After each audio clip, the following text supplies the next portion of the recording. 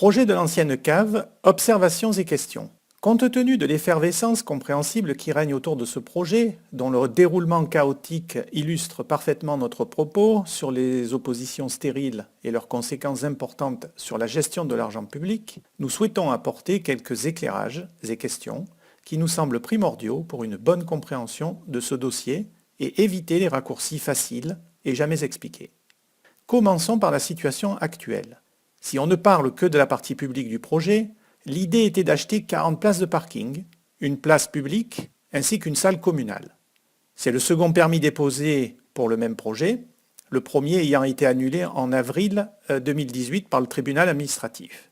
Nous voilà donc retournés à la case départ, mais avec un contexte très différent. En effet, le nouveau permis est déposé par le même promoteur et la mairie l'a accordé le 2 août 2019. Notez que cette fois, point positif, le permis étant déposé sous les conditions du PLU et non plus sous POS comme en mars 2015, le tribunal administratif ne devrait pas pouvoir annuler ce nouveau permis pour les mêmes motifs si d'aventure il était attaqué. Enfin, Monsieur le maire n'a pas prorogé la date de réitération des contrats de réservation avec le promoteur après les élections de mars 2018. Cela a entraîné un déséquilibre à la fois financier et juridique sur les suites possibles de ce projet. Plusieurs questions se posent maintenant. Pourquoi Monsieur le maire n'a-t-il pas prorogé la date de réitération des contrats de réservation avec le promoteur après les élections de mars 2018 ? Comment la commune va-t-elle financer ses achats puisque la Cour des comptes a fait retirer du budget le plan de financement et que nous ne savons pas si les subventions obtenues en 2015 par la métropole nous seront toujours accordées après 2020 ? Est-il légal pour une commune de s'engager, via l'accord d'un permis de construire, à acheter des biens non encore construits, sans passer par un marché public ? Pour rappel, lors du premier permis en novembre 2015, la réglementation permettait une vente en l'état futur d'achèvement, plus communément appelée VEF1 ou vente sur plan. Or, la réglementation a changé et ce n'est plus du tout le cas aujourd'hui. Cela pose beaucoup de questions sur la légalité de ce projet et son financement. Depuis le 1er janvier 2018, la commune a perdu la compétence de la gestion des parkings publics au profit de la métropole. La commune ne peut donc plus acheter les parkings. La métropole voudra-t-elle les racheter et les entretenir ?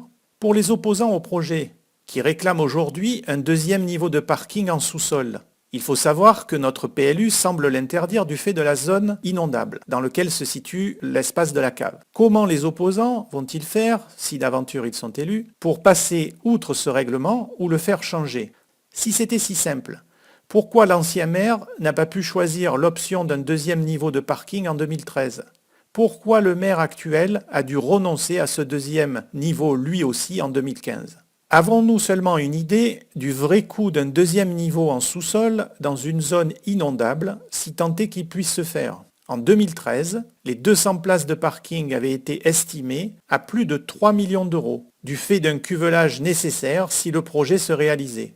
Les conséquences d'un deuxième niveau sur le budget de fonctionnement ont-ils été calculées ? Et la métropole voudra-t-elle en assurer la maintenance ? Seront-ils payants ? Cela fait déjà beaucoup de questions. Avez-vous entendu la moindre réponse à l'une d'entre elles ou une quelconque analyse de la situation ?